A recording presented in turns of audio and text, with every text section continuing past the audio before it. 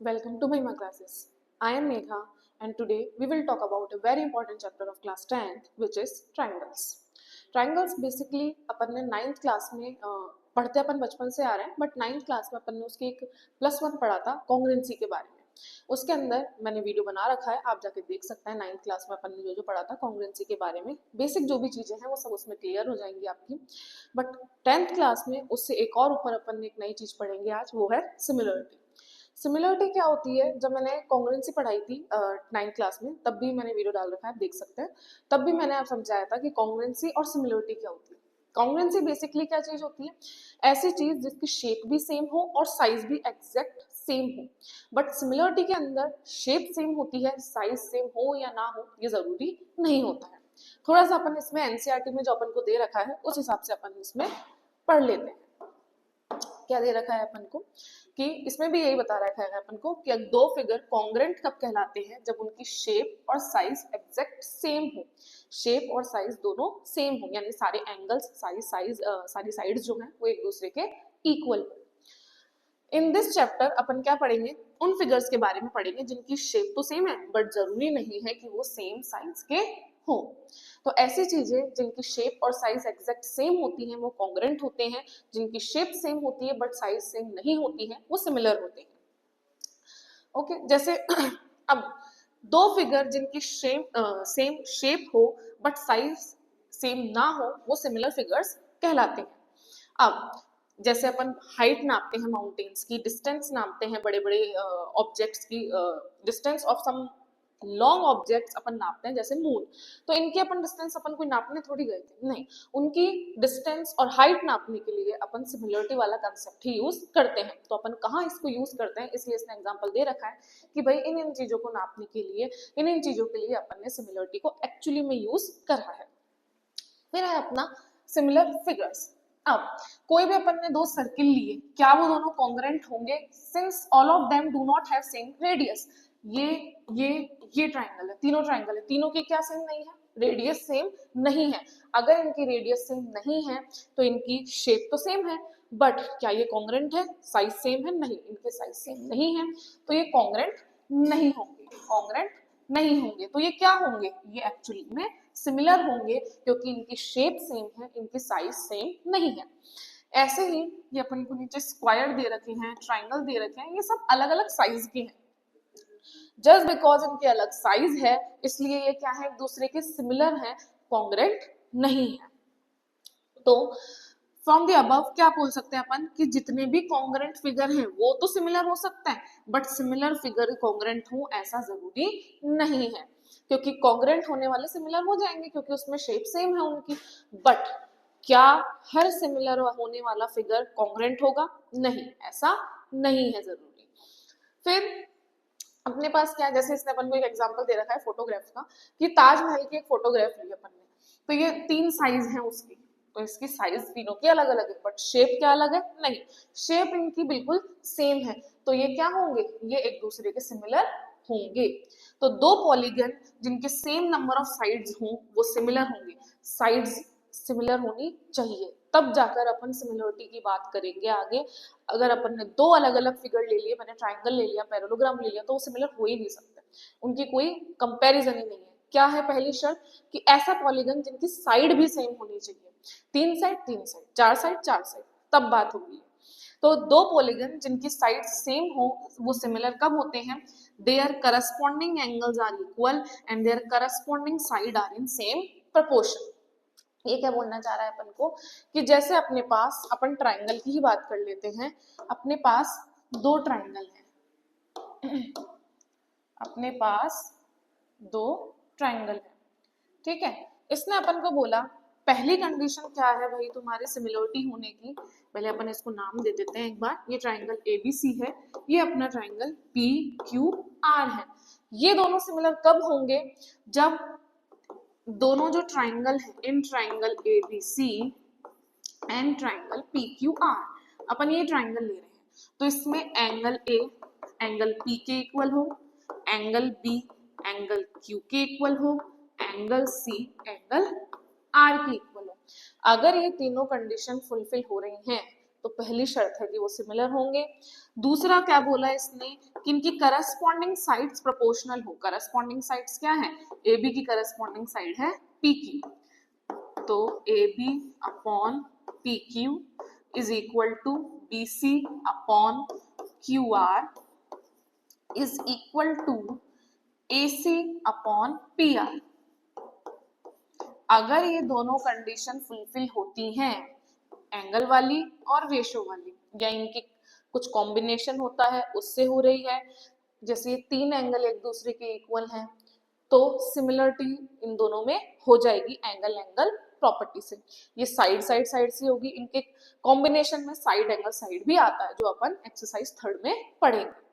तो बेसिकली ये अपन को जो बोलना चाह रहा था, ये बोलना चाह रहा था कि दो पॉलीगन्स जिनकी सेम साइड हो वो सिमिलर होते हैं अगर उनके करस्पॉन्डिंग एंगल इक्वल हो और उनकी करस्पॉन्डिंग साइड जो है वो सेम रेशो में हो। अगर सेम रेशो में होंगी और करस्पॉन्डिंग एंगल इक्वल होंगे तो दोनों ट्रायंगल क्या हो जाएंगे, एक दूसरे के सिमिलर हो जाएंगे। ये सिमिलरिटी का साइन होता है। कॉन्ग्रुएंसी का साइन क्या था, ये कॉन्ग्रुएंसी का साइन था और ये सिमिलरिटी का साइन है। ओके, नेक्स्ट पे चलते हैं अपन। फिर एक्सरसाइज 6.1 आ गई अपनी। इसमें इसने अपन को बोला है सारे ही सर्कल्स कॉन्ग्रुएंट होते हैं या सिमिलर होते हैं। अभी अभी अपन ने करा है सारे क्या होते हैं, सिमिलर होते हैं। सारे स्क्वायर भी सिमिलर होते हैं। कौन से ट्रायंगल्स हमेशा सिमिलर रहेंगे, इक्विलेटरल ट्रायंगल्स हमेशा सिमिलर रहेंगे। दो पॉलीगन जो सेम नंबर ऑफ साइड्स वाले हैं वो सिमिलर होते हैं अगर उनके एंगल्स, अभी अभी करा है अपन ने, एंगल्स तो इक्वल होने चाहिए और करस्पॉन्डिंग साइड प्रोपोर्शनल होनी चाहिए। तो इसमें इक्वल, इसमें proportional. Give two different example of pair of similar figure. Similar figure क्या होंगे भाई, एक ट्रायंगल है तो दूसरा भी क्या होना चाहिए, ट्रायंगल होना चाहिए। एक सर्किल है तो दूसरा भी सर्किल होना चाहिए। नॉन सिमिलर क्या होंगे, ट्रायंगल के साथ पैरेललोग्राम बना दो, सर्किल के साथ स्क्वायर बना दो, नॉन सिमिलर फिगर्स हो जाएंगे। फिर अपना थर्ड क्वेश्चन कि ये क्वाड्रिलेटरल जो दो दे रखे हैं सिमिलर है या नहीं है। देखो इनकी साइड तो प्रोपोर्शनल है, ये 1:1:2 बन रहा है, चारों साइड में 1:2 बन रहा है, साइड तो प्रोपोर्शन है। बट क्या इनके एंगल सिमिलर है, इक्वल है, नहीं, क्योंकि यहाँ तो 90-90 दे रखा है बट यहाँ पर एंगल 90-90 नहीं है। तो क्योंकि इनके एंगल इक्वल नहीं है तो ये सिमिलर नहीं होंगे, नॉट सिमिलर। आई होप आपको समझ में आया होगा। ये बेसिक चीज है, अपन ने कुछ भी नहीं पढ़ा है। बेसिकली कॉन्ग्रुएंसी होती है जिसमें शेप और साइज दोनों सेम हो, 9th क्लास में पढ़ चुके हैं अपन। सिमिलरिटी में सिर्फ शेप की बात हो रही है, उसने साइज की कोई भी बात नहीं करी है इसके अंदर, शेप की बात हो रही है, शेप सेम होनी चाहिए। शेप में भी उसने दो कंडीशन दे दी अपन को कि एक तो सारे करस्पॉन्डिंग एंगल्स इक्वल होने चाहिए और करस्पॉन्डिंग साइड सेम प्रोपोर्शन में होनी चाहिए। फिर है अपना सिमिलरिटी ऑफ ट्रायंगल, जो भी अभी अपन ने पढ़ा है कि दो ट्रायंगल सिमिलर कब कहलाएंगे, जब उनके करस्पॉन्डिंग एंगल इक्वल हो, उनकी करस्पॉन्डिंग साइड सेम रेशो में हो। जो रेशो होता है करस्पॉन्डिंग साइड्स का in two equal angular triangles is always the same. Ratio हमेशा सेम होना चाहिए उनका सिमिलरिटी होने के लिए। अब आगे जाकर इसमें अपन रेशो बनाएंगे, इसका 6.1 थ्योरम प्रूफ करेंगे अपन, जिसको अपन बेसिक प्रोपोर्शनलिटी थ्योरम बोलते हैं। इसके अलावा इसको थेल्स थ्योरम भी बोला जाता है। ठीक है, अब अपने क्या है, थ्योरम है 6.1। बहुत इंपॉर्टेंट थ्योरम है, बहुत इंपॉर्टेंट थ्योरम है बोर्ड के हिसाब से, क्योंकि ये थ्योरम हमेशा आती है। बेसिक लो, आप स्टैंडर्ड लो, थ्योरम आएगी ही आएगी, या तो आपको डायरेक्ट थ्योरम प्रूफ करने के लिए दिया जाएगा, बेसिक में यही होता है मोस्टली, या फिर आपको पहले थ्योरम प्रूफ करनी है, उसके बाद इसी से रिलेटेड कोई क्वेश्चन वो आपको सेकंड पार्ट में दे देगा कि फर्स्ट में थ्योरम प्रूफ करो और फिर इस थ्योरम को यूज कर आप ये वाला क्वेश्चन सॉल्व करो। तो बोर्ड के पर्पज से ये बहुत ही ज्यादा इंपॉर्टेंट थ्योरम है। थ्योरम क्या बोल रही है अब अपन को कि if a line is drawn parallel to one side of a triangle to intersect the other two sides in a distinct point, the other two sides are divided in the same ratio. Basically ये अपन को बोल रही है कि A B C triangle है, इसमें अपन ने एक लाइन पैरेलल बनाई एक साइड के। तो अपन को गिवन क्या क्या है, अपन को बेसिकली गिवन है कि डीई पैरेलल है बीसी के, कि ये साइड इस साइड के पैरेलल गिवन है।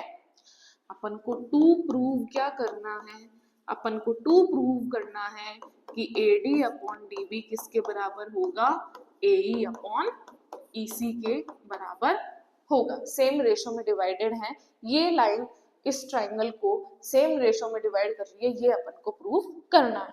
सबसे पहले अपन इसमें कंस्ट्रक्शन करेंगे। कंस्ट्रक्शन के बिना ये होगा नहीं, क्योंकि कंस्ट्रक्शन में अपन क्या करेंगे, यहाँ से एक 90 डिग्री यहाँ पे गिराएंगे और यहाँ से एक 90 डिग्री यहाँ पे गिराएंगे। तो इसको अपन F और इसको अपन G लिख देते हैं। तो अपन ने क्या करा, DF को अपन ने परपेंडिकुलर गिराया AC पे और EG को अपन ने परपेंडिकुलर गिराया AB पे। इसके अलावा अपन ज्वाइन करेंगे, क्या ज्वाइन करेंगे, B और E को ज्वाइन करेंगे और D और C को ज्वाइन करेंगे। अपन ने ज्वाइन करा है BE और DC, ठीक है। अपन को गिवन क्या है कि ये इसके पैरेलल है। अपन को प्रूफ क्या करना है, ये रेशो जो है AD का वो DB के और AE अपॉन EC एक दूसरे के बराबर, ये अपन को प्रूफ करना है। अपन ने कंस्ट्रक्शन करा, DE परपेंडिकुलर गिराई AC पे और EG परपेंडिकुलर गिराई है अपन ने AB पे। अपन ने ज्वाइन कर लिया B को E से, D को C से। अब अपन प्रूफ में चलते हैं।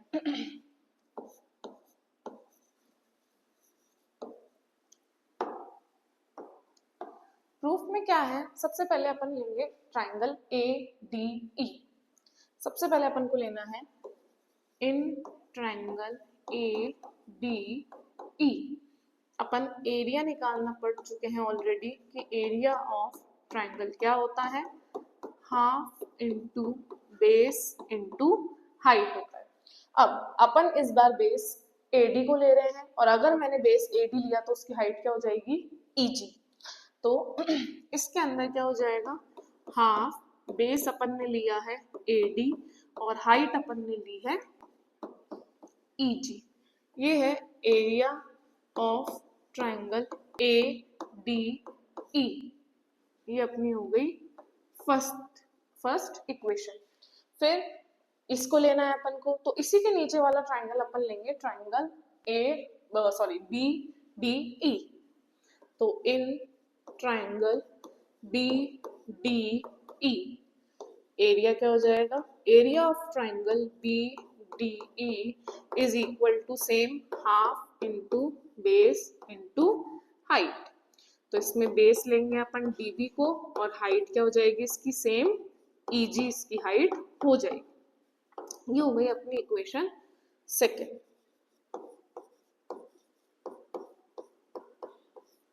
अब फ्रॉम 1 and 2 अपन को क्या पता है, फ्रॉम 1 and 2 अगर अपन ले डिवाइड कर दें, अगर अपन इसको डिवाइड इक्वेशन 1 and 2, तो area of triangle ADE upon area of triangle BDE किसके इक्वल हो जाएगा, AD का है half into AD into EG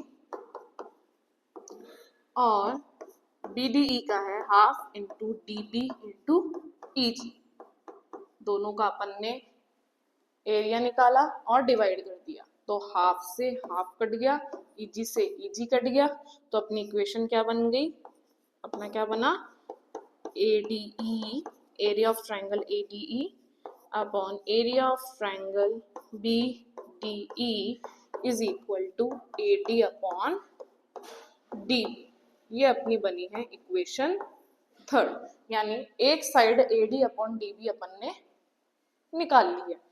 same चीज अपन दूसरी साइड करेंगे, सेम चीज अपन उस वाली साइड भी करेंगे। अपन फिर से ADE लेंगे, इसमें बेस अपन AE को ले लेंगे और हाइट DF को ले लेंगे और इसी के नीचे वाला ट्राइंगल जो अपन को चाहिए CDE सेम वही लेंगे। तो अपन वापस से चलेंगे इन ट्राइंगल ADE, तो इसमें इसका एरिया जो होगा वो क्या हो जाएगा, एरिया का फॉर्मूला वही है अपना half into base into height, जो अपन बचपन से पढ़ रहे हैं। तो इसका बेस क्या लिया है अपन ने AE और इसकी हाइट क्या ली है अपन ने DF। ये हो गया अपना area of triangle A D E. फिर इसमें ए ई आ गया। अब ई सी बनाने के लिए अपन को ये वाला ट्राइंगल चाहिए, जैसे अपन ने इसमें बी डी ई लिया था, इसमें सी डी ई लेंगे। तो in triangle C D E area कैसे निकलेगा इसका, सी डी ई का वही half into base into height. इसमें अपन ने बेस क्या लिया है, इसमें अपना बेस है EC और हाइट क्या हो जाएगी DF। हाइट वही हो जाएगी अपनी DF। ये हो गया अपना एरिया ऑफ ट्राइंगल CDE। मैं वही सेम चीज यहाँ कर दूंगी, तो AD अपॉन CD हाफ से हाफ कट जाएगा, DF से DF कट जाएगा, अपना AE अपॉन EC आ जाएगा। तो अपनी साइड तो इक्वल हो जाएंगे एक तरीके से, बट मैं इसको इक्वल कैसे पुट करूंगी, क्योंकि यहाँ तो AD अपॉन CDE है और यहाँ पर AD अपॉन BDE है, तो लेफ्ट तो इक्वल है ही नहीं, राइट कैसे इक्वल हो जाएंगे इनके। तो इसीलिए एक थ्योरम है अपनी जिसमें अपन BDE और CDE को इक्वल कर सकते हैं। वो थ्योरम क्या बोलती है अपन को कि अगर दो ट्राइंगल, एक ट्राइंगल ये वाला है, एक ट्राइंगल ये वाला है, एक BDE है, एक CDE है, दोनों ट्राइंगल सेम बेस के अंदर है, DE के अंदर है, सेम बेस है इनका और दोनों पैरेलल लाइंस के बीच में है, तो दोनों ट्राइंगल का एरिया इक्वल हो जाता है। तो क्या है अपना area of triangle BDE is equal to area of triangle CDE. Why? Because two triangles having same base and are in between parallel lines are equal in area। क्या कि दो ट्राइंगल जिनका बेस सेम हो which is DE, वो parallel lines के बीच में हो, DE और BC है, दोनों पैरेलल हैं, तो उनका एरिया इक्वल हो जाएगा। अगर इनका एरिया इक्वल हो गया है तो मैं यहाँ CD की जगह BD लिख सकती हूँ। अब अपन इसको इक्वल कर सकते हैं। अब मैं क्या लिख सकती हूँ, then area of CDE is equal to area of triangle BDE, यानी half into EC into DF। अब ये मेरी फिफ्थ इक्वेशन बन जाएगी। अब मुझे क्या करना है, मुझे इसको डिवाइड करना है और इक्वल कर देना है। तो वही सेम चीज करेंगे अपन, divide equation fourth and fifth. Fourth and fifth divide करेंगे तो क्या होगा, area of triangle ADE upon area of triangle BDE, क्योंकि अपन ने इसको इक्वल कर दिया है, तो मैं इसको CD क्यों लिखूं, मैंने इसको बनाया BD के इक्वल है ताकि अपन काट सकें इसको, is equal to half into AE into DF upon half into EC into DF। यहाँ DF से DF हाफ से हाफ कट जाएगा।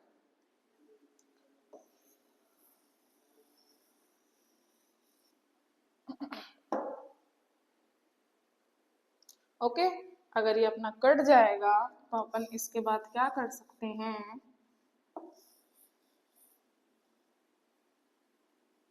अगर ये अपना कट गया तो इसको अपन पहले लिखेंगे इक्वेशन 6। इधर अपने थोड़ी जगह कम पड़ रही है तो मैं इसको इस तरफ लिख देती हूँ।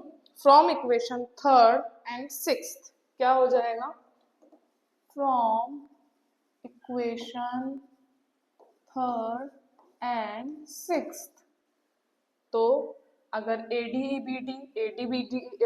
अपॉन DB के बराबर है और AD upon BDB AE upon EC के बराबर है, तो दोनों के लेफ्ट इक्वल है तो राइट भी इक्वल हो जाएंगे। तो अपन सीधे सीधे क्या लिख देंगे, AD upon DB is equal to AE upon EC, hence proof.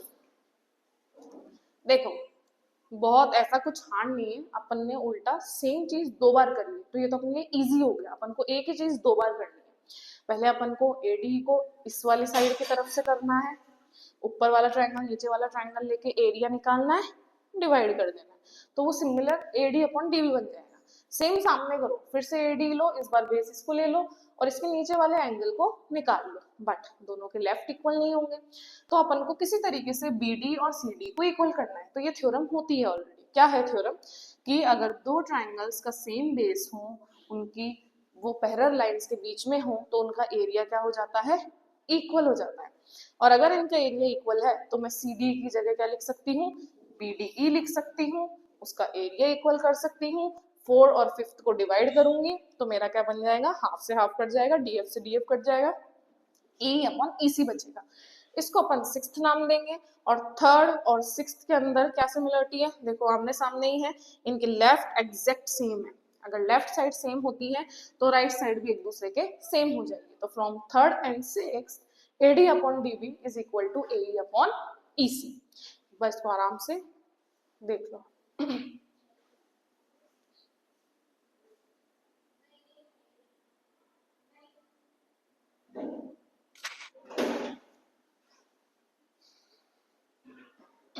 एक बार इसको इसमें से देख के ढंग से लिखना, एक बार खुद देख के करना सेम चीज, और फिर बिना देखे करने की ट्राई करना। एक ही बार में जब नया नया सीखा हो तभी अगर 3 बार इसको कर लोगे तो इजीली ये दिमाग में बैठ जाएगी, क्योंकि ऐसा कुछ भी इसमें हार्ड नहीं है। फिर अपना नेक्स्ट 6.2 उसी की उल्टी है, बस आज अपन थ्योरम ही पढ़ेंगे। अपन ने बेसिक पढ़ा है इंट्रोडक्शन, फिर अपन ने थ्योरम 6.1 और अभी अपन 6.2 करेंगे। फिर अपन नेक्स्ट क्लास में एग्जाम्पल 1 2 3, इसके बाद 6.2 करेंगे। फिर नेक्स्ट क्लास में सिमिलरिटी का 3rd अपन एक्सरसाइज करेंगे। कुछ भी नहीं है, लोड नहीं है, 3 क्लास में सिमिलरिटी पूरा हो जाएगा अपना। इसके बाद बोर्ड अब आने वाले हैं, प्री बोर्ड स्टार्ट हो जाएंगे, तो अपन एक क्लास लेंगे जिसमें अपन एक ही बार में वन शॉट टाइप क्लास में अपन पूरा करेंगे इसको। लेकिन सबसे पहले अपने थ्योरम 6.2 6.2 क्या बोल रही है अपन को, कि अगर एक लाइन दो साइड को, ट्राइंगल की दो साइड को सेम रेशो में डिवाइड कर रही है, तो सेम रेशो में डिवाइड करने का क्या मतलब है इसका, अच्छा ये पूरा ही आएगा। देखो क्या बोल रही है ये अपन को, पहले अपन इसकी शेप बना लेते हैं। अच्छा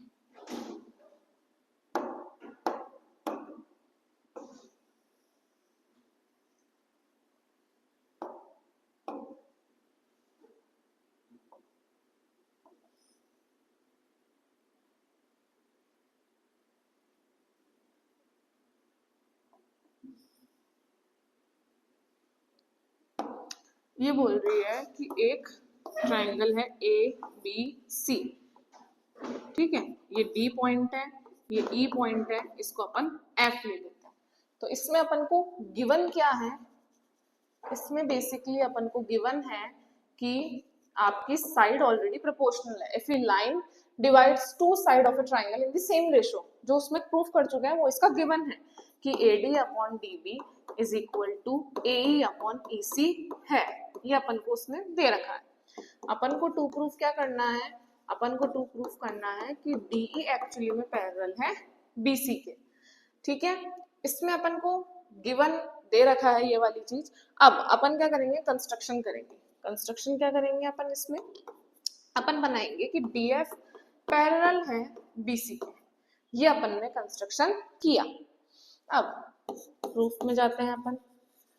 अगर अपन ने DF को पैरेलल करा है BC के बाय कंस्ट्रक्शन, तो उस हिसाब से AD अपॉन DB इक्वल हो जाएगा AF अपॉन FC के बाय BD बीपीटी। बीपीटी क्या है? बीपीटी अभी अभी अपन ने सॉल्व करी है, बेसिक प्रोपोर्शनलिटी थ्योरम, जिसमें अपन ने इनका रेशियो निकाला था। वही सेम अपन यहाँ लगा देंगे कि भाई बेसिक प्रोपोर्शनलिटी थ्योरम अपन को बोल रही है कि अगर कोई चीज पैरेलल, दो लाइनें पैरेलल हैं अपोजिट, तो वो सिमिलर रेशो में उनको बांटती है। ये अपना फर्स्ट हो गया। दूसरा अपन को गिवन क्या है कि भाई A D upon D B equal है A E upon E C के। ये अपन को क्या है? गिवन है। ठीक है,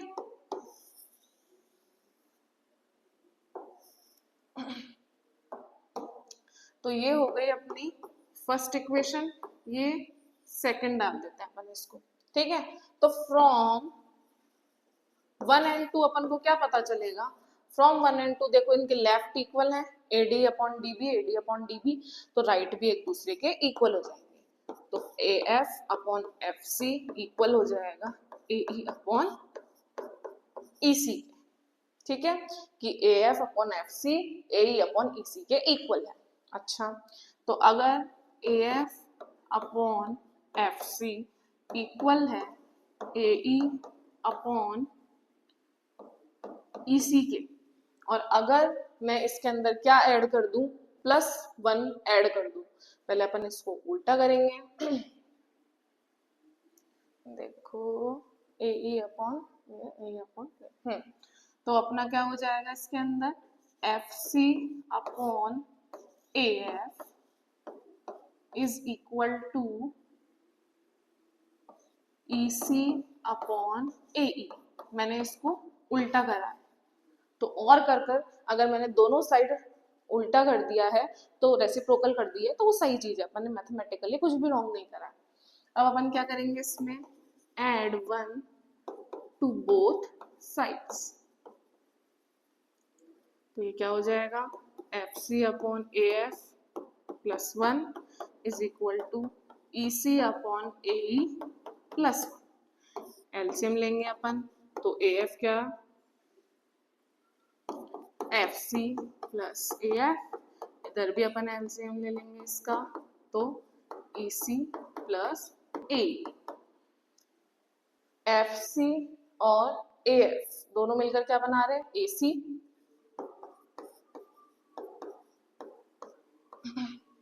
और ई सी और ए, ई सी और ए मिलकर भी क्या बना रहे हैं? ए सी। ए सी से ए सी कट जाएगा, क्रॉस मल्टीप्लाई, तो ए ई किसके इक्वल हो जाएगा? ए एफ के। अगर ऐसा है, इसका मतलब E and F R coincide, और अगर ये कोइंसाइड हैं देन पॉइंट ई और एफ एक ही पॉइंट हुए, दोनों एक ही पॉइंट है। और अगर ये कोइंसाइड कर रहे हैं कि एफ ई पे ही लाई कर रहा है, तभी तो ये ए ई और ए एफ इक्वल हुए। अगर ये दोनों एक ही पे लाई कर रहे हैं, ये कोइंसाइड हुए, और अपन ने वो करा था कि डी एफ बी सी के पैरेलल है, तो अगर डी एफ बी सी के पैरेलल होगा तो डी ई भी बी सी के पैरेलल होगा। ये अपन ने इसको हैंड्स प्रूफ कर दिया है। कुछ भी नहीं है, इजी है। एक चीज अपन को गिवन थी, वो अपन ने गिवन में लिख दी। एक अपन ने कंस्ट्रक्शन करी, क्योंकि भाई प्रूफ करना है, डायरेक्ट थोड़ी लिख देंगे, तो अपन ने बनाई कि भाई एक लाइन बना लेते हैं। डी एफ पैरेलल बनाई बीसी के, तो उसमें अपन ने बीपीटी लगाई, लेफ्ट इक्वल थे, राइट इक्वल हो गए, राइट इक्वल हो गए। अपन ने अपोजिट कर +1 कर दिया, तो उससे पूरी साइड तो कट गई, बची क्या? ए और ए एफ। और ए और ए एफ क्या निकले? एक दूसरे के इक्वल। ए और एफ एक दूसरे के कब इक्वल हो सकती हैं? जब एफ ई पे ही लाई कर रहा हो या ई एफ पे ही लाई कर रहा हो, तभी पॉसिबल है। तो ये अगर कोइंसाइड कर रहे हैं एक दूसरे पे, तो अगर डी एफ पैरेलल होगा बीसी के, तो डी ई भी पैरेलल होगा बीसी के। आराम से आप इसको नोट कर लेना एक बार। हैंस प्रूफ हो गया अपना।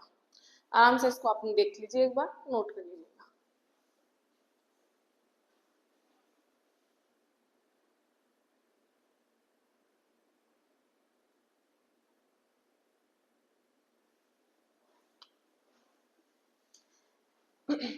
अब अपन ने आज क्या पढ़ा? अपन ने पढ़ा है सिमिलरिटी क्या होती है, कॉन्ग्रुएंसी क्या होती है, डिफरेंस क्या होता है उनका।